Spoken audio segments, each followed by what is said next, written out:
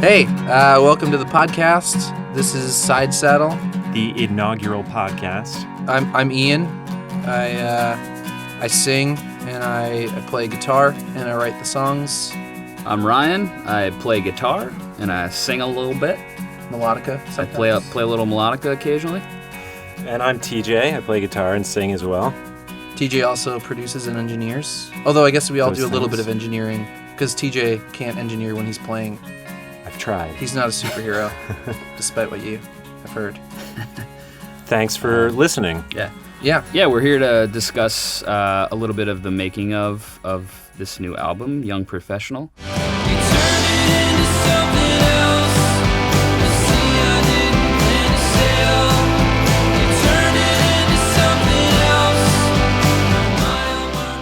And just give you a glimpse of, kind of how it came to be, some of the actual recording process, and maybe some stuff you didn't pick up on when you listened to it the first time.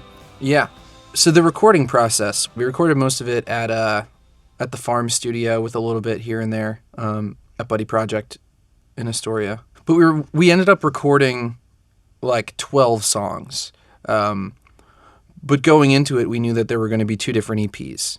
Initially, we were talking about having like a light and a dark album, or two EP like combo. Right. Because some of the songs, lended themselves better to just like, they're happier and just more like of a certain style. And the other ones were a little harder and darker. Yeah. So we were trying to do like a light and dark thing. Right. The light one being Young Professional. Right. Which isn't that light. I mean, all these songs, with the exception of the last song, Till the End, they're all dark lyrically. Some songs we thought were going to end up on the darker one wound up being on Young Professional, and some songs that we thought were going to be on Young Professional ended up going to the darker EP, which is coming out in the fall. I think with this album, it seemed like it was more like Ian came to us with demos, which he normally does, and then from there, usually like with the other albums, we would go in and we would figure out parts like very just like on their own. With this album, there was a lot of structure and kind of different stuff that we decided to go in and jam together and just kind of see what happened and, play all in one room together. And, that process kind of lent itself to, figuring out a new outlook of a song. Oh, yeah. And that process was super exciting. Like that's, going into it with like 12 demos, the thought of all of us really not having played a lot of these songs, like maybe like at a rehearsal, I'd, start playing a demo and we jam on it for like a couple minutes. But most of these songs we had never all played together before. Yeah. So like was so excited to get to the farm and just like Hear it. set up camp for 3 days or 4 days, however long we were there, and like jam.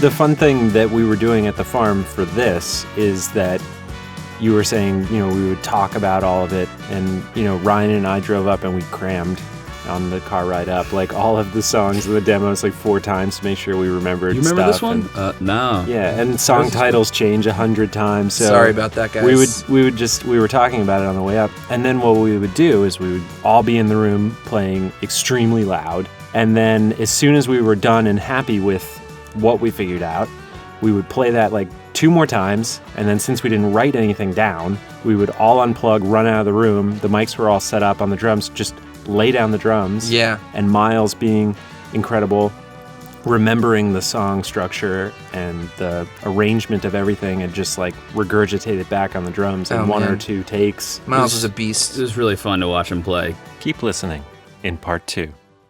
Let's talk about the tracks, Yeah. because there's some really cool things. There's like at least one really cool thing to talk about in each track, I think. So Legs for Days was the first time that I had sent the guys a demo for the new record that everyone was like I got phone calls right after, and I was, everyone thought that there was something special about it. Miles called me right away, which was cool because he was like new to the band. And he was like, dude, I have so many ideas for this. Like I have ideas for like dueling drum parts. And then we were talking about reference tracks for having like two drum parts, like panned hard left and hard right. So I'm kind of blanking on like what the initial demo sounded like? So the initial demo was just acoustic guitar, vocals, and then organ. And I think we have a clip of it right here. If you wanna go, then hit the goddamn road. 'Cause staying here with me is not making you happy.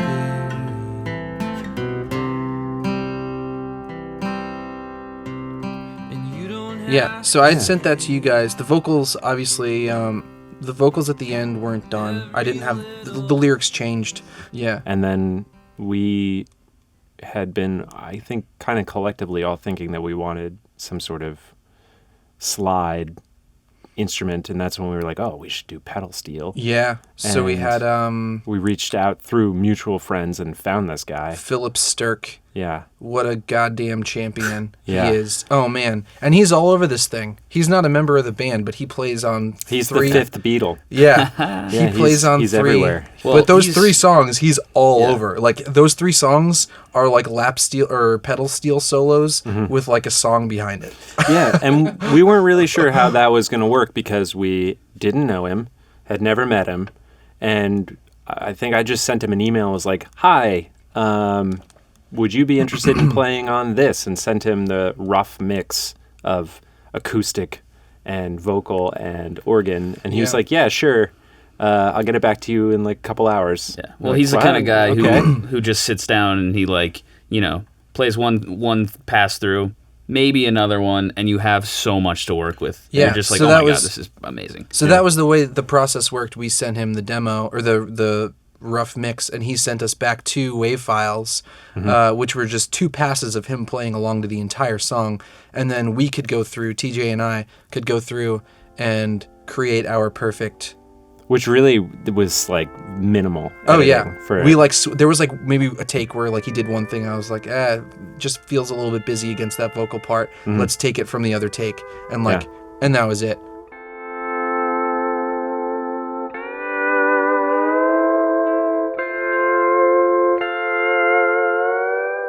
And then we got it back, and like we have flipped out when we heard this thing, and we were like, "This is so cool." And then I Yeah. think we had rehearsal, and we played it in your car because all of us were crammed in your car, and we listened to it, Oh yeah. and it was just so awesome. And there still weren't even drums on it; there weren't but bass, and like the beginning hadn't even taken shape yet, where it turned into an electric guitar, Right. Because it was still an acoustic guitar playing throughout most of the song.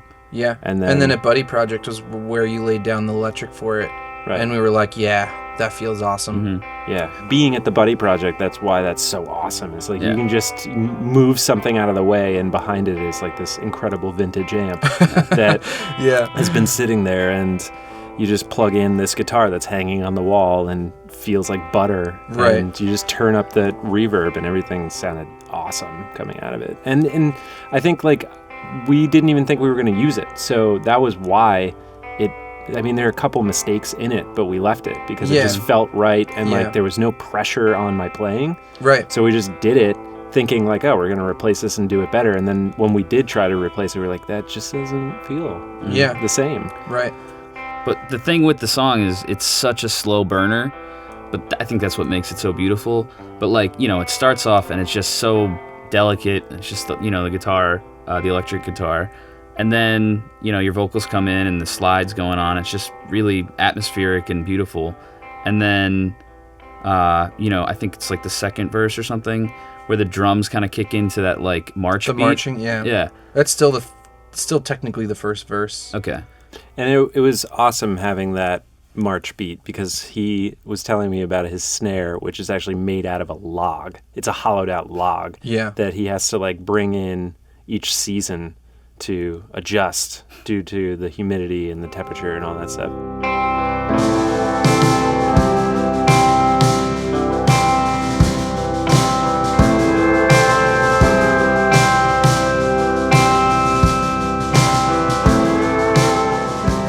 It's amazing. So it sounds great. And yeah, and then when that kicks in, with that magnetone part that you're playing on that tremolo, that has been like our go-to amp and sound for when we're like, what should we put here? Let's see what happens when we play something through this magnetone. Right.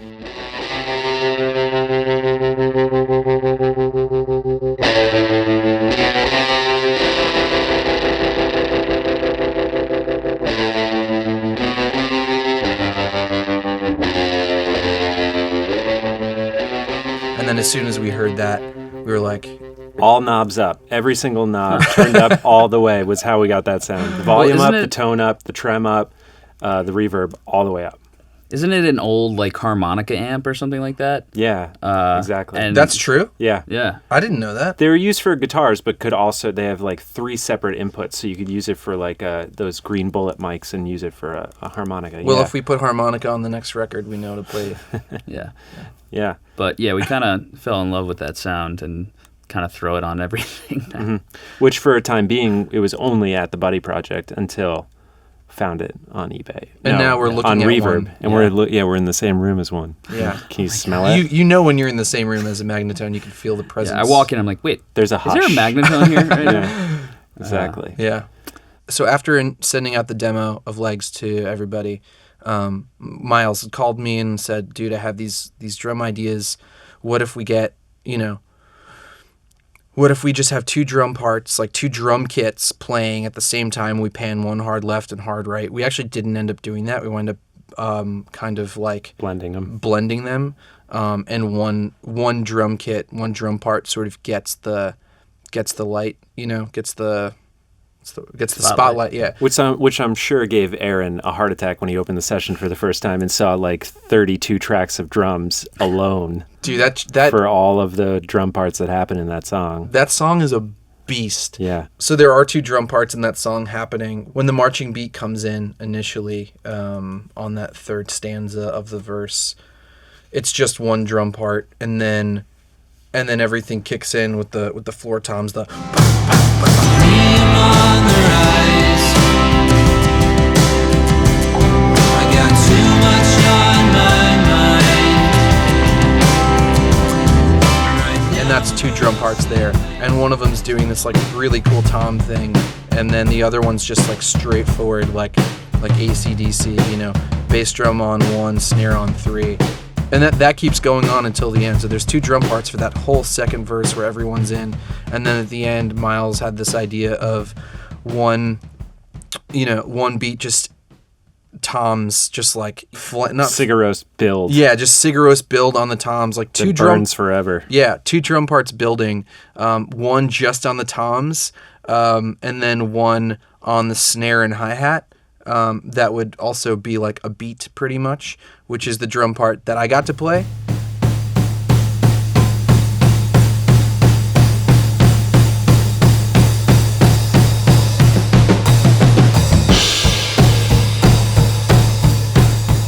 And then what we do is we alternate fills. So he's doing fills on like every other time, and I'm doing fills every other time. And we both actually fill together going into the big hit. And yeah, and that was so fun to do, and that came out so cool. Mm-hmm. We had the string players. Yeah, so we hired... Which I wasn't there for, and I missed. Oh, Yeah, dude. Right afterwards, you sent me, or probably all of us, an iPhone video of like... Just the strings. Yeah, the Pro Tools session. So I'm just like, oh, what's this?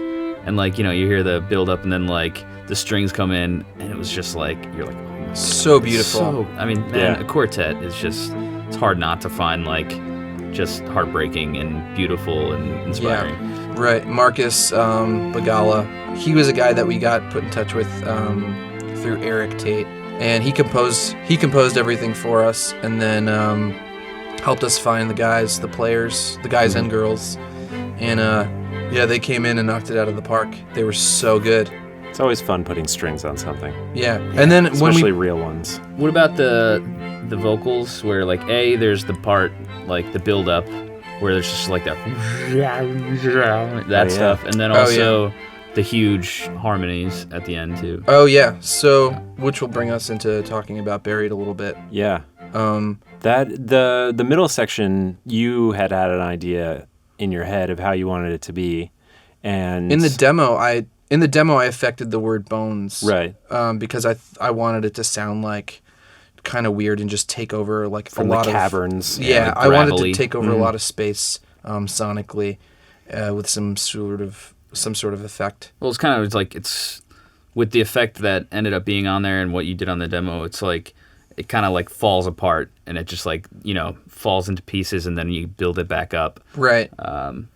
And which was also important because the end felt too slow, being the same tempo as the rest of the song, so we had to speed up the end. So the whole end, after that break where I'm saying bones and you're hearing the There's a tempo change. The song speeds up by 10 BPMs. Yeah. So in order to accomplish that seamlessly, it kind of had to be a little bit of a mess, which worked out great because that's how it, that's how it was. And it started with you just, with not really knowing where you were going with the tools in Pro Tools, like did something really cool with it. Oh yeah, like I don't know what I'm doing. Yeah, so I wanted to be polite about it. No, it's fine, dude. But you just started like dragging things around and reversing things and hard printing things so that the original files are gone forever. Whoops. And we don't need them. Yeah. And then because I got to get my hands on the session, then taking like what you did and reversing it and like walking cymbals across the stereo field in that little section and getting to have fun with it. A pile of cold bones.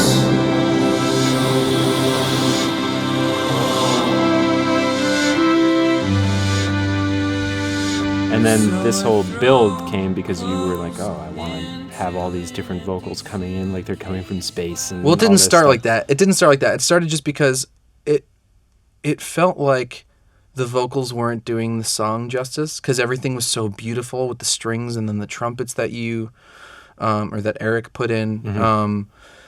Everything was so beautiful and the vocals just kind of like died, and I was like, I didn't feel it. I didn't feel the emotion in the vocals in the last line, and I was like, something has to happen on that last line in order to like go out with a bang. Like the vocals need to go out with something special so that way it resonates with the rest of whatever's happening around you. Right. So we were throwing out ideas. I was like, maybe I can just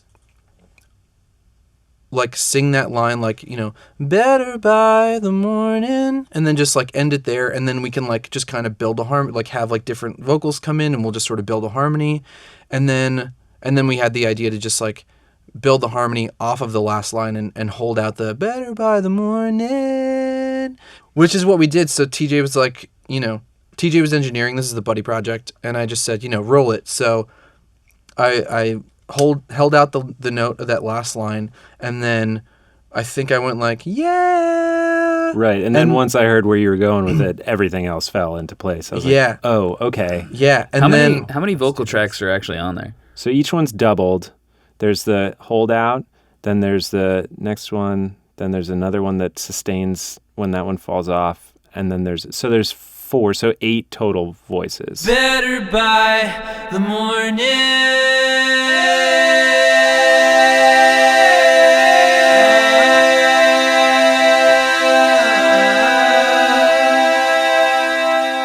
we listened to it afterwards and we're just like, I remember I was so excited and I probably high-fived DJ and like chest bumped him. And I was like, this is the coolest thing we've ever done. That was another iPhone video I got at like 11:30 p.m. and I was like, oh, what's this? Oh, hey, guys. It was just vocals and strings. Oh, fuck. This is amazing. Yeah. We soloed out just the vocals, just the vocal harmony and then the string quartet. And it was like the coolest thing, which led to the introduction for the record, which is called Buried. We all wanted to make an intro. We knew that would be a cool idea. Right. Because we kind of toyed around with that idea on the postcard and we played a little bit more with it on the Astorian into Couldn't Bring Me Down. Yeah. And then you with mean this something one, I said? Something I said. I was trying to remember it the right way. Yeah. That's right. Song title's changing, man. Yeah. So and the first song is kind of, I feel like it was your creation, because you kind of like threw that together. You want to talk about it? I didn't know what we wanted to do or what I was going to do with it, and I was commuting to work one morning, and I was just like listening to the subway. And The lovely New York subway. Yeah, and it was very appropriate, because the album was named Young Professional, and Here you are. here we are. A young professional in the big city. Yeah, so I just took out my phone and started recording the sound of the subway screeching through. Which I hated. Which we replaced. But, the idea was there. The idea was there. And then I just pulled that into a session, and I was like, all right, let's see what happens with this. And then got the idea of, like, people in the subway singing and having the voices being reverberant and happening from, like, across the tracks to each other, like, almost picturing the band down there, like Ian on one side of the tracks and Ryan on the other and me further down, and, having all these voices come in for their different parts. But it was all happening way too quick.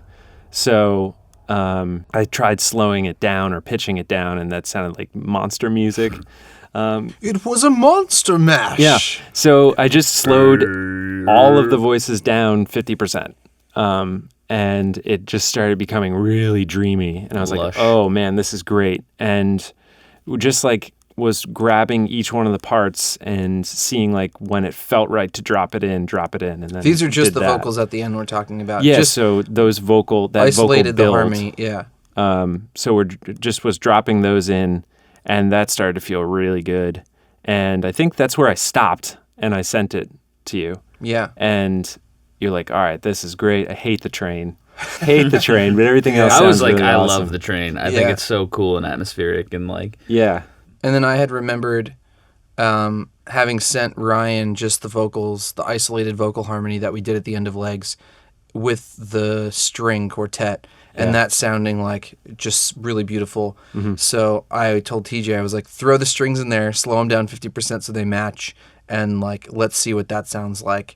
And then TJ, I think you were like, oh, I'm so excited. And then you send it back to me like, I don't know, probably like 10 minutes later. And it sounded so cool.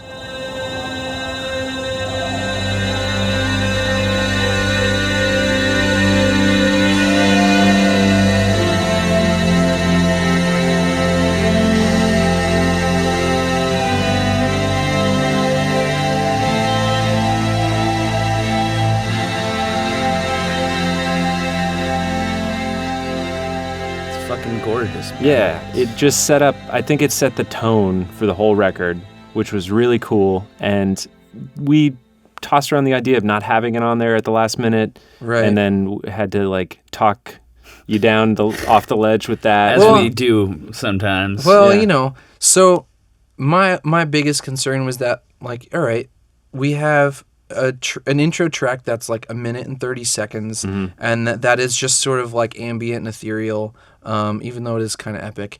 And then we have the beginning of Legs, where like drums and like big guitars don't come in for another 1 minute and 30 seconds. So like that's asking a lot of your listener. 1 minute, or 3 minutes.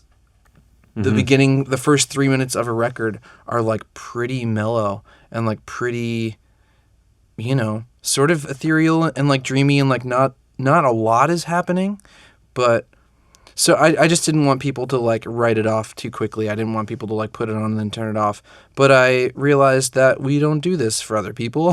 Right. We make this for ourselves, and I love how beautiful the intro is and how it flows so nicely into the first track, and then how everything builds. And it sounds like, I think Hannah said this, like, it sounds important. You know? Like, when you hear that intro, there's a weight to it. there's a weight to it for sure. You just kind of feel it in your chest a little bit. You're just like, something's going on here, Like, something's, I need to pay attention to this. And it's but funny maybe that that's just you bring us. that up, because I think for most of us, the barometer for like, is this cool, is usually our girlfriends, because because we're so far deep into it, we've sometimes lost like, are we being completely self-indulgent with this, or is this awesome? And Hannah was saying, off the bat, that has to stay. Yeah, well, that's what Tori said too. Tori was like, That's what Megan said too. So so it stayed. Up Ahead, Part 3.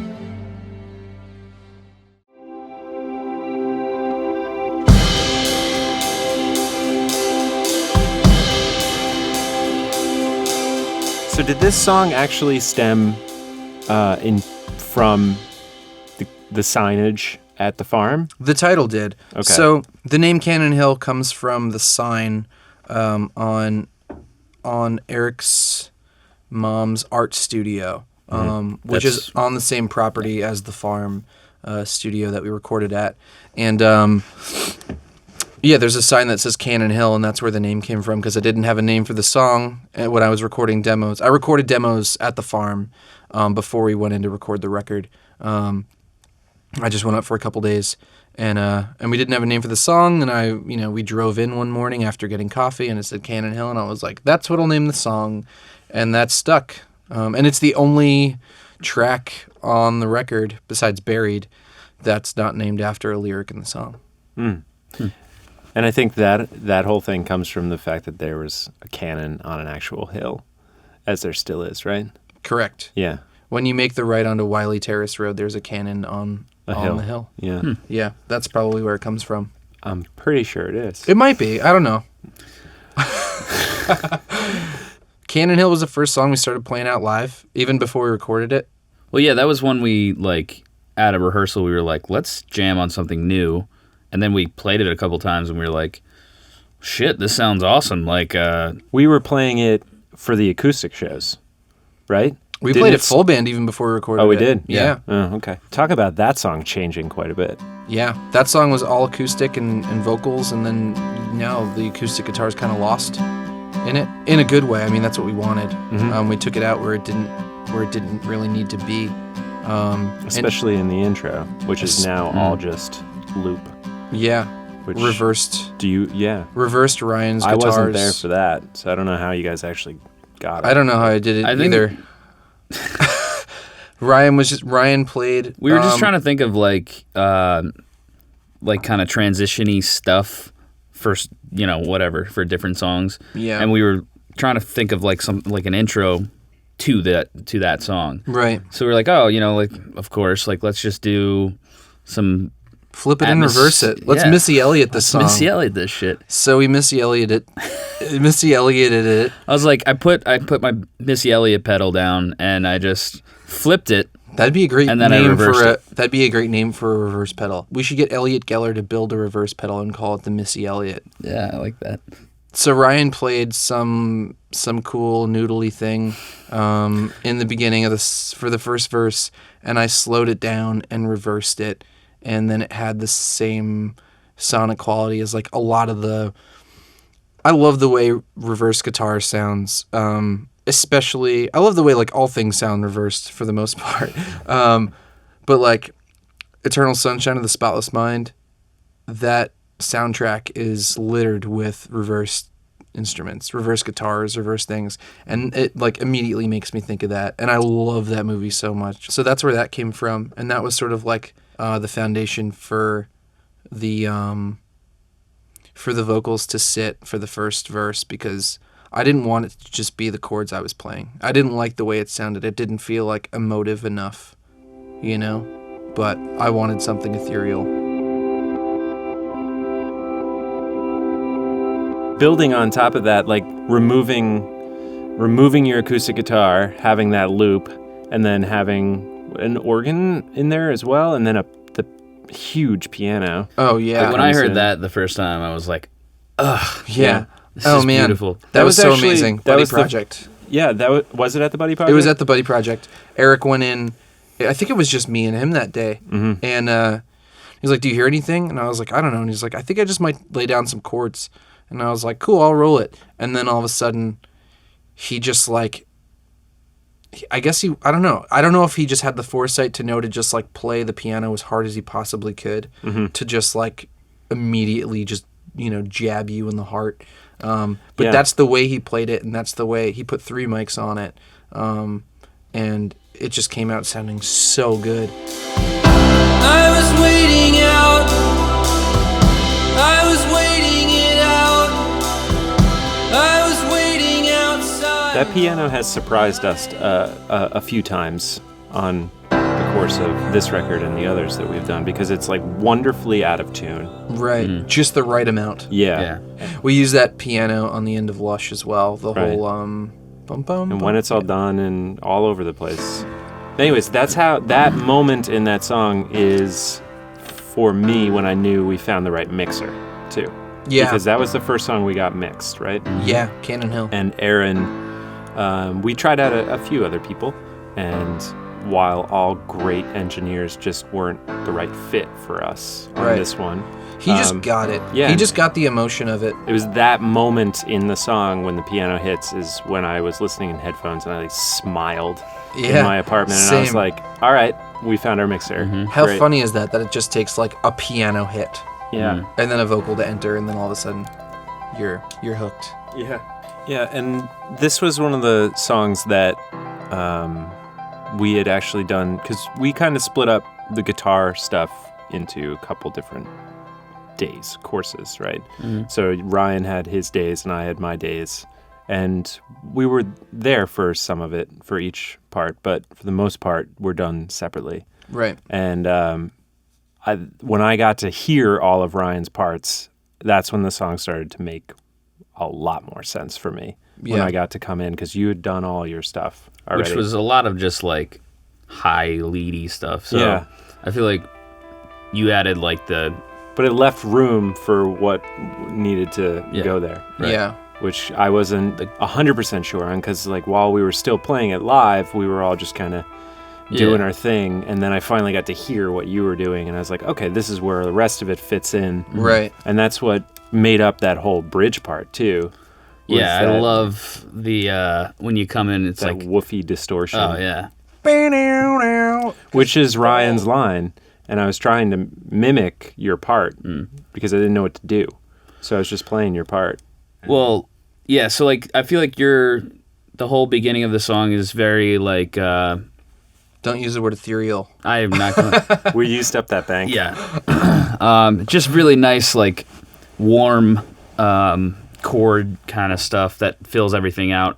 And then we get to that bridge part, which is kind of rocking, actually. And you just, like, come in with this big, beefy, distorted guitar, and you're just like, oh, shit, this is really rocking now. But it's this beautiful solo, too, at the same time.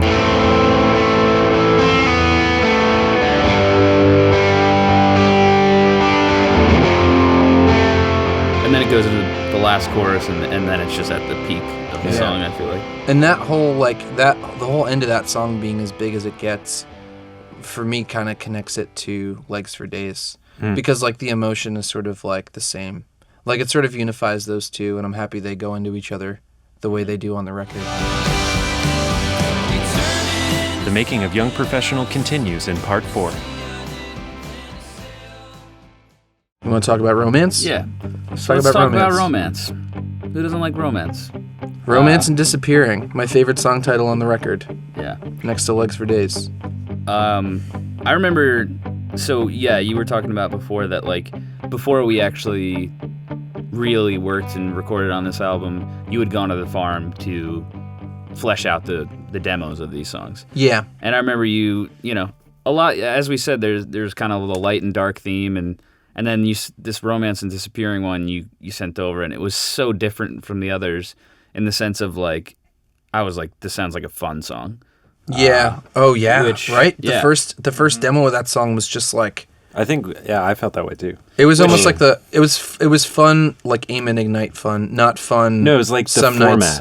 It was like the Yeah, format. Which to Dog me, Problems. Yeah, Right. Well, yeah, I mean, honestly, like, I was like, there's something about this song that I like, but I was like, this is kind of ripping off. Not, you know, I don't. No, it's fine. Yeah. You know, But it was like you were doing everything right for the song, like that you needed. But then, like, there was a lot of piano on the original demo, like a lot of piano, and Eric had played the piano and bass, and we were just sort of, you know, all those fun-esque or format-esque like things were just staring at us. Right. So we had to throw them down just to see. Right. And we did, and it just felt too different from everything else. And well, you had done the original drums on it, right? yeah. I kind of forget how that sounded exactly. I don't think we, like, strayed too far off from that. There was a demo. lot of starting and stopping. It's romance and disappearing. It's so appealing now. Well, I feel like this is one of those songs where, like, when we went as a group to work on them and flesh them out with Miles, like, you know, we jammed on them. I remember the moment it happened too, when we all realized that this was gonna be fun. Yeah. When we get to the second verse with that gallop, and Eric started doing that gallop bass, and I was doing tremolo or something like that, and you were playing, and that's when we were like, oh, okay, we found it. The second verse feels so good. That's my favorite part of the song. So I hit the road at 4 a.m. It was dark, and I tried to light a cigarette with no spark. Then my phone Well, I feel like in that sense that Miles kind of brought that together because it made it, and I don't know how, but like made it less format funny, Right. and more of just like an upbeat side saddle song. Which this album very much needed when you start off with like Buried Legs and Cannon. Those are like emotional, you know. Those are big songs, you know. You need to lighten the mood a little bit, you know? Right. Which I'm glad that we wound up putting this record or this song on the record. Fun fact about that, that track took like an extra week to do the bass because of the second verse, because I can't play with 2 fingers, so I James Jamerson it, where I had to do the galloping with 1 finger on the bass. Really? I didn't know that. I got a blister so bad that I had to stop, and then I popped the blister, and then I started playing again, and then it started bleeding, and I was like, all right, I gotta give it a rest. Man. Yeah, another thing about this song, I feel like once we started working on it, we had, you know, at the farm we had semi-ideas of guitar stuff, but like, I felt like guitar-wise, that song kind of just like fell together like so easy. I think I put my stuff down first, and it was just, We both knew what we wanted. Yeah, it was pretty basic, and like I had a few ideas of just like kind of just, I don't know, for some reason I had Weezer in my mind also for some of this. Yeah. Which works. Yeah. So, which is my favorite band in probably the world. So I threw that stuff down really, like I was just like, I mean, it was easier. And then when you came in, I think we were all there that day. Like we were like, we need some lead stuff, and I think it's like what you ended up putting on it is like kind of Queen-ish.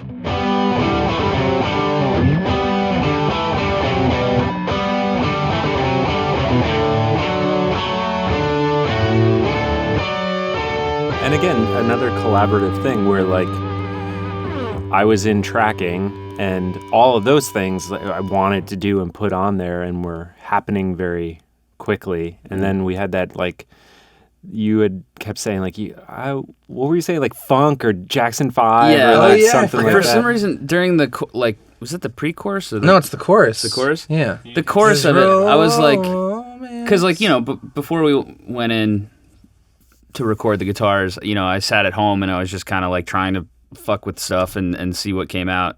But yeah, so I was thinking like Jackson 5 like style, like beep deep deep beep. Yeah. And it totally works. Yeah, it does. It's awesome. I think we all heard the parts that we wanted so badly to play that it just locked in, and it felt so right when you put it all in place. Yeah.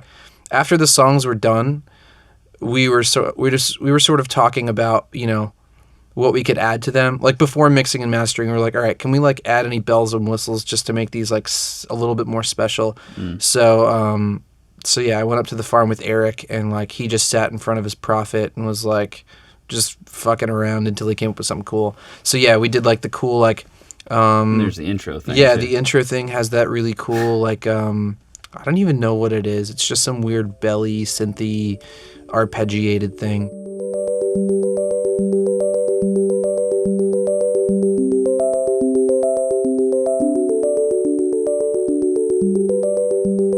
Megan says it sounds like mermaids swimming. Nice. She's just like, your music video has to be you guys going like beep beep beep beep beep beep beep beep, beep, like That's amazing. swimming around. I was like, Where merman. was Megan when we were making this music video? I know, right? It's nothing like that. Although we were at Coney Island, and they do have a mermaid festival. Yeah, actually was like, So there's a connection. yeah, There's a mermaid connection in there. it works. Yeah. And then Eric put down like this Ghostbusters synthy sound on the choruses, which totally rule. Yeah. I love it. It's just like, I don't know. It's like he just sprinkled glitter on the chorus of each song. Sonic glitter.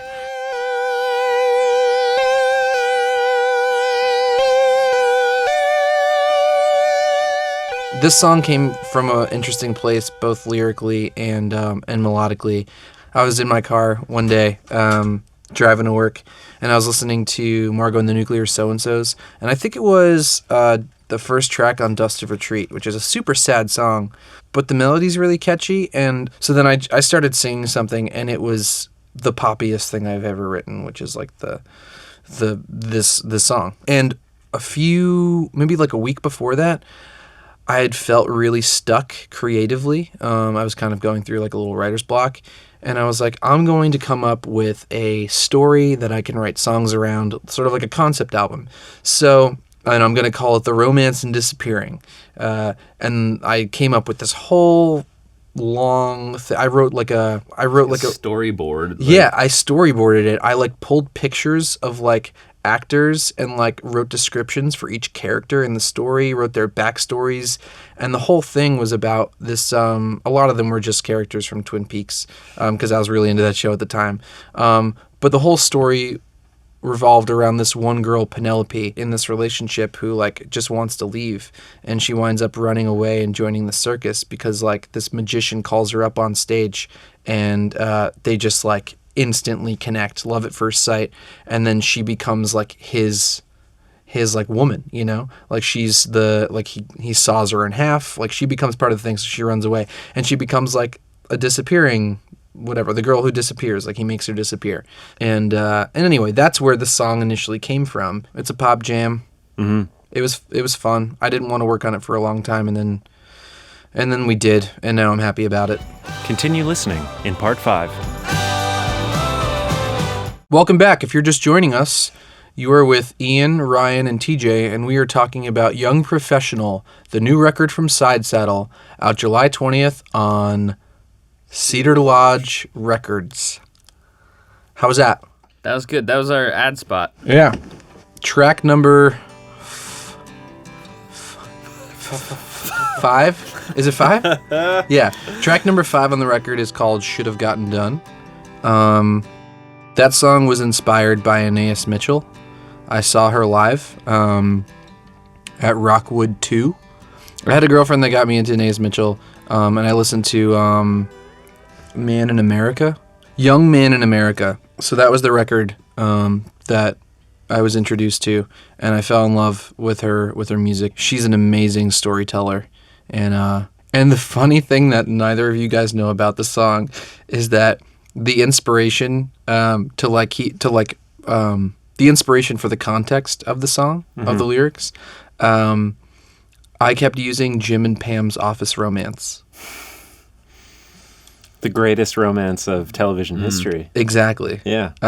Because it was so good, and I loved their chemistry, and I fell in love with that show because of their on-screen chemistry. Very different online chemistry. Yeah. That's cool. Anyway, so that was sort of like, it was inspired by Anais and then honed by The Office. Yeah. This is another one, obviously pretty country. It's probably the most country-ish song. That Until the End. But another one that our pedal steel player just fucking killed. That song it wouldn't be the same if it wasn't for all those cool leady things he did. Yeah. I remember going to Brendan's house and playing it for him right after Philip put the pedal steel on, and I kept mouthing and like playing with my hands all the things that he did, and I was like smiling. I still do that, dude. Yeah. I swear to God. After the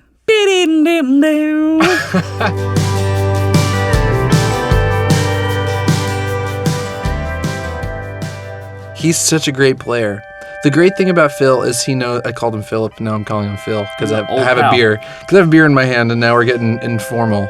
So the best thing about Phil is like, not only does he know when to play, but he knows when not to play. So he would just like wait for these perfect moments to play something so fucking beautiful. My favorite guitar thing that you guys could talk about, well, I guess the Inception was a buddy project with Ryan. Yeah. Because it was Ryan's guitar day. And like I knew that I wanted some sort of like line during the chorus, but I didn't know what. And then while you were in the room playing, I just like, because we basically just threw you in the room and I was like, play stuff. And then you played shit. And I was like, I have nothing for this song, but like, let's get the bare bones of things down. Right. Which So we you did. mimicked the acoustic a little bit and you were doing like you were playing off of the acoustic. Yeah. And I love that. That guitar part's awesome. That tone we got was awesome. Yeah. With that, I don't know, like an Epiphone. The Epiphone, yeah. Semi-hollow body. Yeah. It's like a 335 rip. And you can't find it in that color. That like, I don't like the color. really? Yeah. Oh man, I think it's I would beautiful. never. That would be the last color. What I do you got in call that guitar. color? I don't know. Is that like, it's some like It's like Turquoise? sky blue or something? Yeah, maybe a turquoise. it's beautiful. I would play that guitar live in a heartbeat. Yeah. I mean, There's some people who can rock it. I don't think I can rock that. see, I think you could. I'd give yourself a little bit more confidence. All right. I think that color would bring out your eyes. Yeah. Yeah. But anyway, so we were doing guitars, and The chorus line was you basically like dictating. I sang it, Yeah. and then you played it Yeah, and then beautifully. thanks, buddy. You got it, man. But it was like one of those. Well, first of all, I remember like we did the first one and we were like, okay, that's pretty awesome. Yeah. And then I was like, TJ wasn't there, but I was like, as TJ always says, he's like, Harmony? let's throw a harmony on that. How about a harmony on that Yeah. guy? That's And, the side saddle way. We lay something down, there's like a pause, and then harmony. Yeah. And it's usually TJ or Yeah. me. Right. Because if one's good, four's better. Yeah. Everything gets harmonized. So yeah, we added an octave to that, and I think we all decided it's pretty Beatles-esque. Oh, yeah. Yeah. in a lot of ways. I didn't realize it at the time, but you Yeah. came as soon as we sent it to you, like, hey, here's what we did today. What do you think? And Yeah. you're like, dude, that's fucking awesome. It's like super Beatlesy. Yeah.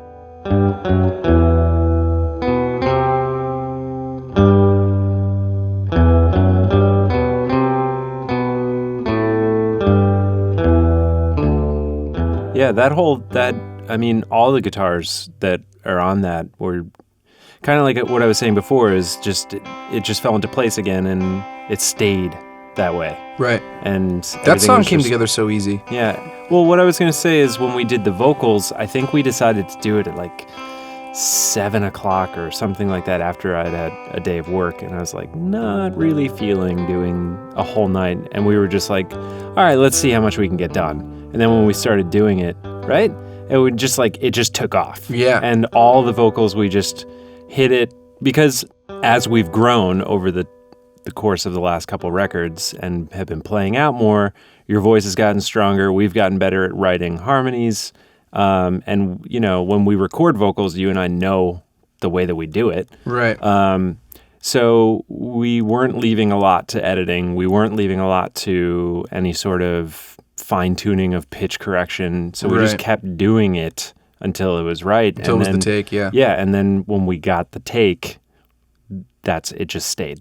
Right. So, I mean, we never came back to them. We never changed lyrics. Like, very much like with the guitars, it was just that's what it was, and it stayed because it was right. Yeah. And I think I had to write the lyrics that day, too, because like I said, it's hard for me to write lyrics, but I think some of the lines I even wrote in the studio. And then a lot of those harmonies just came out on the fly.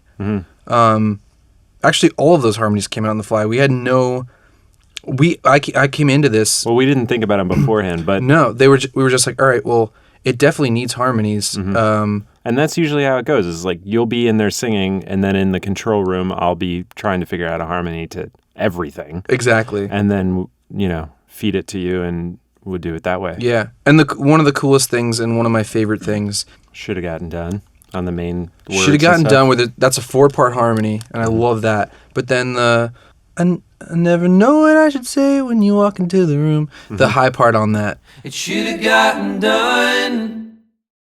I never know what I should say when you walk into the room.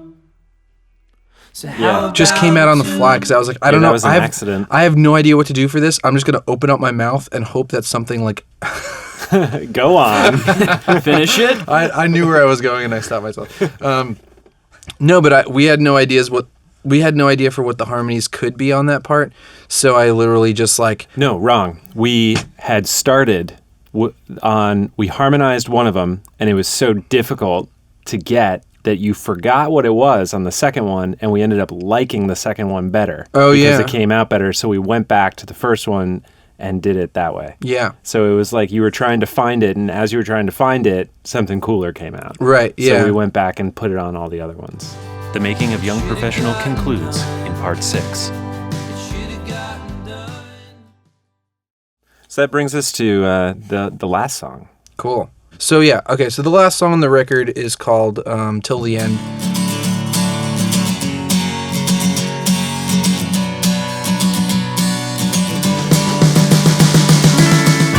We didn't have a last song. This wasn't part of the original 12 demos that we recorded at the farm. I sort of felt like the record needed an end and didn't have one, so I was stressing out about it.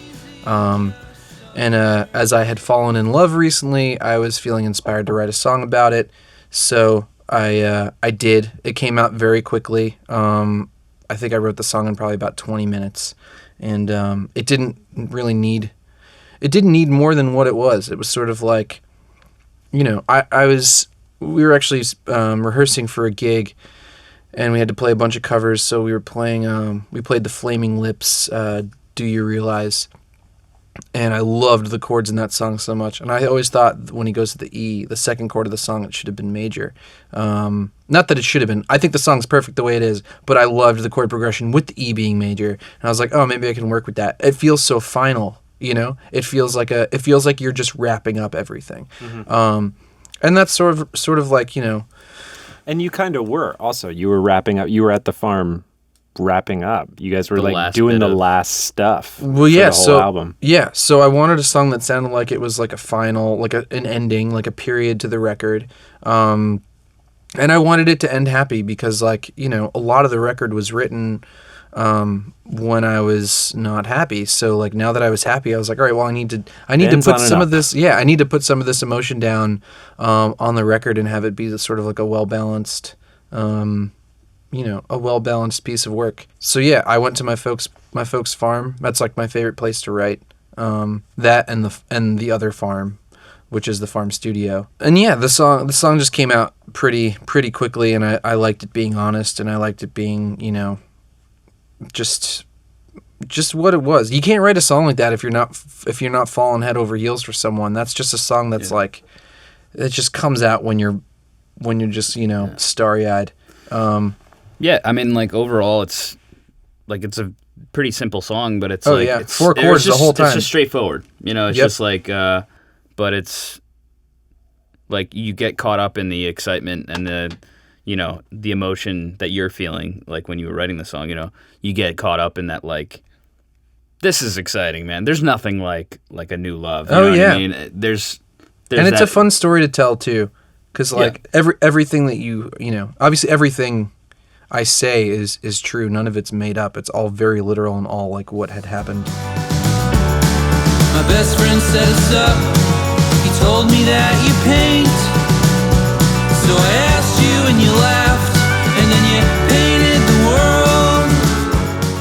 Said it's your favorite. Yeah, I remember when you were doing this one, and you had either just recorded it or you just wrote it or something. It was right after I wrote it. And I remember this conversation. I'm so excited to play this live. I'm so excited to sing this with you. I'm so, I just want to hear this done. Yeah, because I heard everything. Yeah. It's one of, there's a few songs, as a songwriter, there's every once in a while you'll write something and then you'll hear how everything goes. And everything's going to work. Mm. And that's definitely not the case with most songs, for me anyways. But this song, I wrote it and immediately knew what I wanted. I immediately knew I wanted Philip to solo over the whole fucking thing. Mm-hmm. I immediately knew that I wanted trumpets. I basically wanted it to be like a celebratory. Yeah, I mean, that's originally what we called it. We called it Celebration because it didn't have a title for it. That's right. Yeah. I didn't know what to call it, and it just felt so celebratory and so final, and we were going to have a crowd of people cheering and cheersing glasses at the beginning of it, and we wound up not putting it in there because we couldn't get everyone together. We couldn't get enough people together and find time. So we were just it doesn't even need that. But yeah, that song was just me and Eric in one day. Mm-hmm. And I remember not being able to tell my girlfriend what I was doing because I didn't want her to know, just in case it turned out bad or didn't make it on the record or like I don't know. But that was funny keeping that a secret for a while. Yeah. I think the trumpet part in that song is awesome. Yeah. It's so like triumphant.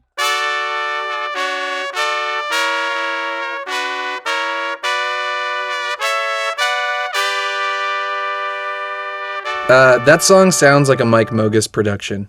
Mike Mogus, for those of you that don't know, is a member of the band Bright Eyes, and he produces a lot of great records. He's probably my favorite music producer. Oh, yeah. You sent that to me because we were looking for solo inspiration. Right. Or you told me to look it up, and then I never did. Yeah.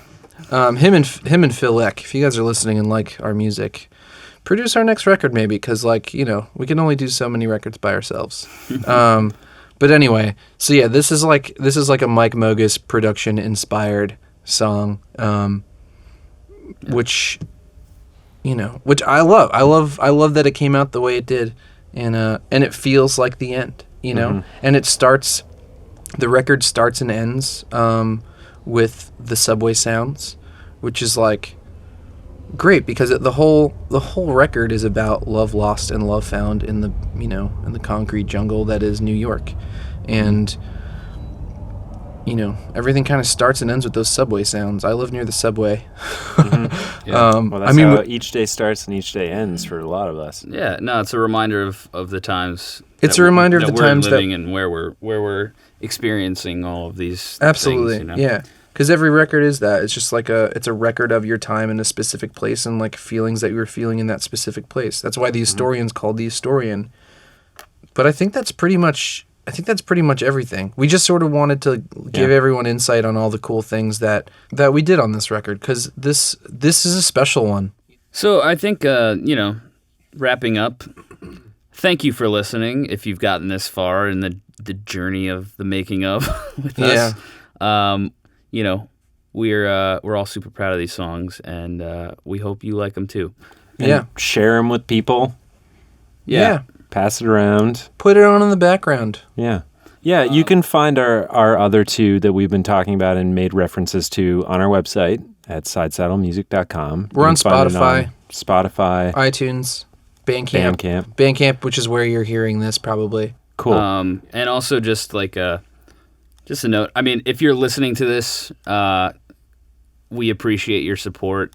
Oh, let's do. I'm gonna do a Mark Maron wrap up. Okay. So, how did we do? What do you think? What do you mean? How did it go? I think it went pretty well. How did this go? Yeah. For a first podcast. Hold on, let me put this paper down. It's making noise. Yeah. Is that paperclip just falling? Yeah. You gotta drink it. Shit. Oh no, it's not in there. Okay, I thought a paperclip fell on my beer. So, visit us on our website. Write us a note. Let us know if you listened to it, if you thought this was good. We obviously had a great time doing it. You should hear all the stuff we cut out. Maybe we'll do some more for the next one. But if you're interested, maybe we'll start talking to some of our friends that are making records. Give us feedback. Get them involved with this sort of process and get to hear how other local musicians make music as well while holding day jobs and not getting paid to do it. So, Truth. Yeah, let us know. We'd love to hear from you. And if you hated it too, you can direct all comments to Brendan. Bum bum bum bum bum bum bum bum bum bum bum.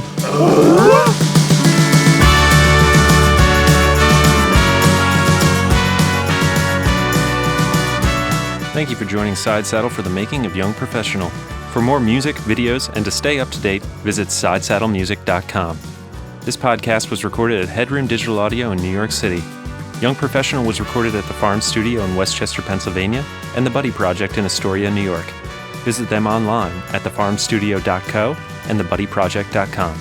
Aaron Bastinelli at Rubber Tracks mixed it, and Mike Kalasian was the mastering engineer at Rogue Planet Mastering. You can visit them both online at aaronbastinelli.com and rogueplanetmastering.com. You can find all things Side Saddle using hashtag SideSaddleMusic on Instagram and Twitter. Be sure to also find us on Facebook. Like everything else, this podcast was produced by Side Saddle. Young Professional, available online now, sidesaddlemusic.com.